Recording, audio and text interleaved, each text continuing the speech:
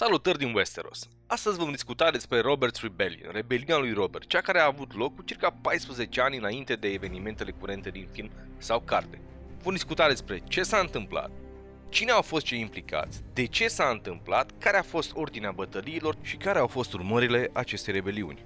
În mare, vom cuprinde și anumite aspecte pe care în film nu le veți vedea niciodată, dar nu vom intra în detaliile de genul cine a omorât pe cine sau nume de lor pe care nu-i vom întâlni niciodată în film. Așa că, haideți să începem. Acest război poartă două nume în funcție de cine spune povestea. Odată, partea Targaryen ar fi spus că s-a numit războiul uzurpatorului, iar partea Baratheon i-a spus rebeliunea lui Robert. Adevărul este în schimb că Aerys începuse de foarte mult timp să-și atragă antipatie mai multor lords, printre care și poate chiar cel mai important, însuși fiul său, Rhaegar Targaryen. Cel mai corect nume pentru aceste evenimente ar fi fost căderea dinastiei Targaryen sau căderea lui Aerys. Pentru că de fapt și de drept Robert e și el puțin Targaryen, ceea ce în serial nu prea se spune, dar bunica lui era de fapt mătușa lui Aerys. Oricum ai privi lucrurile, aceste evenimentele din această perioadă au schimbat complet fața Westerosului. Oficial, totul a început odată cu răpirea Lyanei de către Rhaegar Targaryen. Evenimentele se succed foarte rapid. Brandon Stark era în drum spre Riverrun pentru a se căsători cu Catelyn Tully, Catelyn Tully fiind soția lui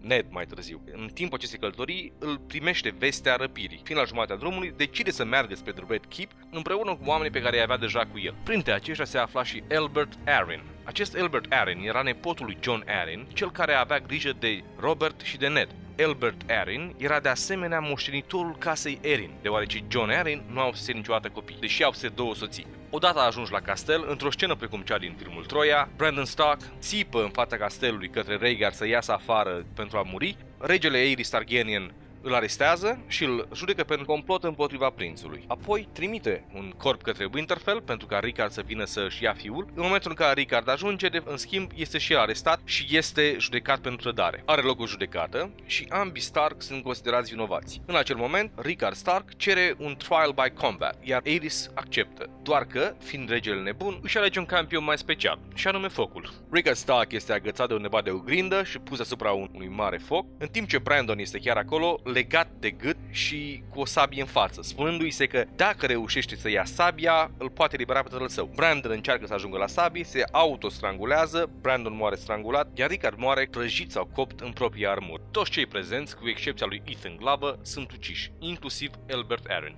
Parte din aceste scene au fost deja filmate, doar că nu ne-au fost transmise integral. În viziunea lui Bran din sezonul 6, vedem câteva dintre aceste scene în acel super flashback. După uciderea celor doi Stark, Aerys decide că trebuie să elimine orice fel de pericol, el nefiind conștient de ce va urma. Astfel că trimite un Raven către The Eyrie, la Jon Arryn, și îi ordonează acestea să-i omoare imediat pe Robert Baratheon și pe Ned Stark. Ceea ce Aerys nu știa este că cei doi, pentru Jon Arryn, erau ca și fiii săi. În plus, tocmai îl omorâse pe moștenitorul casei Arryn, astfel că nu acceptă comanda, își cheamă toți vasalii și începe rebeliunea.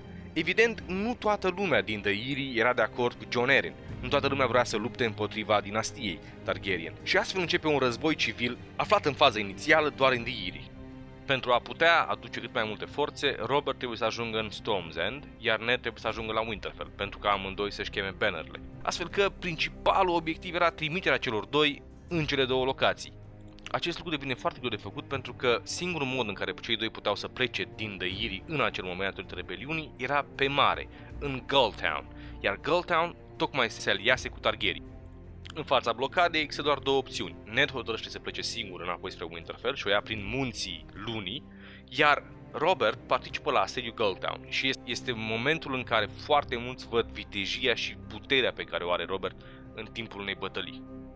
În drumul său spre Winterfell, Ned are nevoie de un pescar care să-l tragă peste The Bite. În timpul unei furtuni, pescarul moare și cea care îl duce mai departe este fiica acestuia, născându-se astfel și o parte din legenda conform căreia ea ar fi mama lui Jon Snow. În cele din urmă, amândoi și Ned și Robert ajung la caselele lor și amândoi își cheamă bannerul. La fel ca în The Vale, nici toate forțele care făceau parte din Stormlands nu au răspuns la chemarea lui Robert. Mai precis, 3 hotărăsc să îi se opună, dintre care 2 vor deveni mai târziu aliați.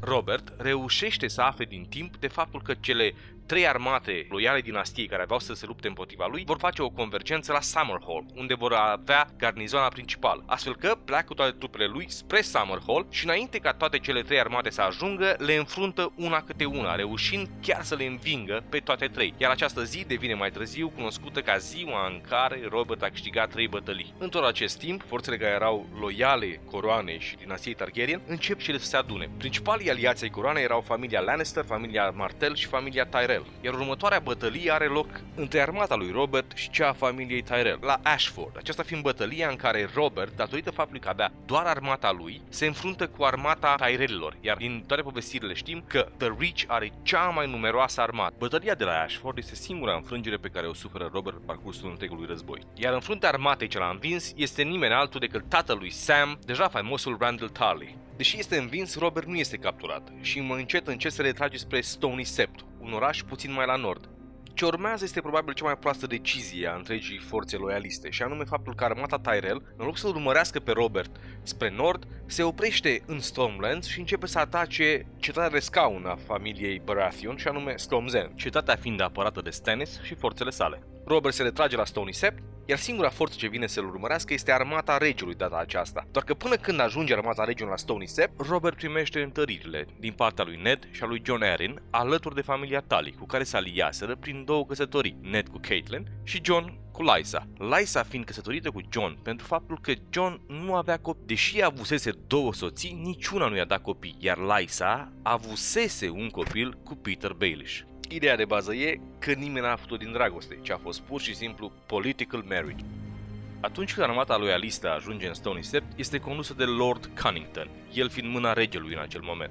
Despre acest personaj nu auzim absolut nimic în film, dar el este destul de important în cărți, fiind de fapt cel care îl crește pe presupusul fiu al lui Rhaegar, Aegon, și de asemenea personajul lui în film a fost oarecum contopit cu Jorah Mormont. Ideea este că ei ajung aici, dar Lord Cunnington, în loc să radă tot orașul precum ar face Tywin Lannister, ni se spune mai târziu, el alege să fie mult mai strategic și intră din casă în casă pentru a-l căuta pe Robert. În momentul în care în oraș ajung și forțele lui Ned și a lui Jon, se trag clopotele pentru a anunța oamenii să rămână în case pentru că urmează o luptă. De asemenea, această luptă de la Stony Sept se mai numește și The Battle of the Bells. Victoria de la Stony Sept este extrem de importantă pentru Robert și pentru Ned. De asemenea, marchează a doua greșeală majoră a forțelor loialiste, și anume faptul că atunci când au ajuns în oraș, în loc să-l radă pur și simplu, au ales o metodă mult mai pacifistă. După această victorie, Aerys înțelege că Robert nu este doar un alt pushover sau nu este doar un alt lord care are o mică rebeliune și pentru prima dată este frică. Îl trimite pe Gerald Hightower să-l cheme înapoi pe Rhaegar, de oriunde ar fi acesta, el fiind la The Tower of Joy. Rhaegar se întoarce și își asamblează propria armată. Rhaegar îl convinge pe Aerys să trimită un corp către Castle Rock pentru a aduce pe Tywin Lannister să-l ajute. Ceea ce foarte mulți nu știu este că Tywin Lannister fusese mâna regelui, lui Aerys, timp de 20 de ani, iar cei mai prosperi ani ai domniei lui Aerys sunt cei în care a domnit de fapt Tywin Lannister. Doar că diferite acțiuni ale lui Aerys l-au făcut pe Tywin să fie foarte îndepărtat de el. Evident, corpul ajunge la Castle Rock, dar nu se întoarce niciun răspuns. Următoarea mare bătălie este cea de la Trident, fiind numită așa datorită confluenței a trei râuri. Este bătălia în care Rhaegar moare omorât de către Robert Baratheon și este de asemenea bătălia în care forțele loialiste sunt absolut decimate.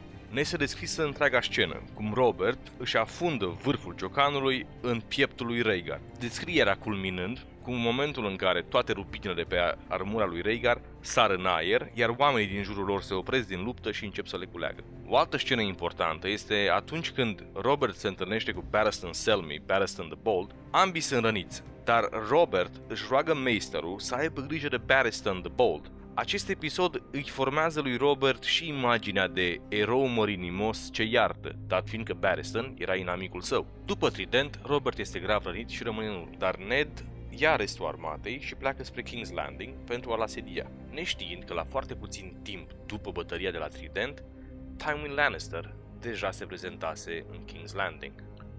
Acesta, când ajunge la porți, spune că este loial regelui Aerys Targaryen și cere să fie lăsat în cetate. În schimb, odată intrat, începe asediul. Ucide pe foarte mulți oameni, ucide armata loialistă și cucerește orașul. În plus, îl trimite pe Sir Gregor Clegane, The Mountain, să omoare pe Elia Martell și pe copiii săi. Acesta o face, iar apoi se îndreaptă spre sala tronului.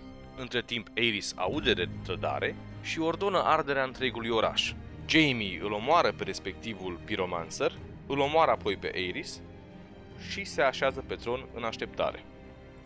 La scurt timp ajunge și Ned, care intră călare în sala tronului și îl găsește pe Jaime pe tron. Jaime se dă la o parte și spune că doar îl ținea cald pentru prietenul nostru Robert. Într-un final ajunge și Robert în capitală și sunt prezentate cadavrele copiilor și a lui Elia Martell. Robert este încântat de ceea ce vede, dar Ned este extrem de supărat, spunând că erau doar copii, la care Robert răspunde că tot ce vede el sunt pui de dragon. Acest moment îi face pe cei doi să aibă o discuție foarte aprinsă și chiar o ceartă. Ned se hotărăște apoi să plece cu restul armatei pentru a termina războiul. Ajunge la Storm's End, unde armata Tyrell încă asedia castelul. Aceștia, aflând vestea că Aerys a căzut, acceptă supunerea către Robert și opresc asediul. Mai departe, Ned ia o mână dintre oamenii săi, mai precis 6, și pleacă spre The Tower of Joy. Cum a aflat Ned că Rhaegar se află la Tower of Joy, nu știm, dar e probabil din partea Tyrellilor. Ajunge la The Tower of Joy și de aici trebuie să vedeți clipul dedicat The Tower of Joy. Important este că se împacă cu Robert la final datorită dragostei comune pe care o aveau pentru Lyanna. Ultimul episod al rebeliunii este cucerirea Dragonstone-ului, atunci când Robert îl trimite pe Stannis pentru a-i captura pe ultimul Targaryen. Acesta ajunge pe insulă, dar Daenerys și Viserys fuseseră deja luați de către Varys. Și astfel se încheie rebeliunea lui Robert. El devine rege, Ned devine Warden of the North, Robert o ia pe Cersei de soție și toată lumea este acum fericită. În anii ce urmează mai există o perioadă de rebeliune a lui Balon Greyjoy, dar ea trece cu victoria lui Robert și a lui Ned din nou. De acolo, alte evenimente nu mai există, până când încep cărțile, iar de când încep cărțile, totul se schimbă. Cam atât pentru astăzi despre Robert și a sa rebeliune. Sper să vă placă și dacă v-a plăcut, puteți încerca oricând și celelalte tipuri de pe canal. Iar dacă v-a plăcut foarte mult, nu uitați să dați un share, un comment, un like și un subscribe. Vă mulțumesc din nou că m-ați urmărit. Până la următorul clip, vă urez Happy Throning!